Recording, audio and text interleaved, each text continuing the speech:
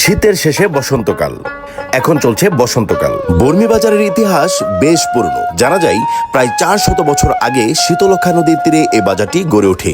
একসময় এটি নৌবাণিজ্যের একটি গুরুত্বপূর্ণ কেন্দ্র ছিল। ধান, পাট, কাঁঠাল এবং বিভিন্ন কাঠের আড়ত হিসাবে খ্যাতি রয়েছে। গাজীপুরের শ্রীপুরে শীতলক্ষ্যা নদীর তীরে অবস্থিত এই ঘাটটি মূলত সাপ্তাহিক হাটের জন্য বেশ পরিচিত। প্রতি বুধবার এখানে প্রচুর সবজি কেনাবেচা হয়। ময়মনসিংহ এবং গাজীপুরের বিভিন্ন এলাকা থেকে কৃষকরা তাদের পণ্য নিয়ে আসেন। সপ্তাহে একদিন হাটের দিন বুধবারে সবকিছু হয়। খেয়াঘাটে শুধু বুধবারে হয়। এই আনাজটা আমদানি শীতের সকালে, সপ্তাহে একদিন বুধবার। নদীর খেয়াঘাট একটি চিরন্তন সৌন্দর্যের প্রতীক। ভোরের আলোয় যখন নদী ঝলমল করে, তখন ঘাটে ধীরে ধীরে মানুষের আনাগোনা শুরু হয়।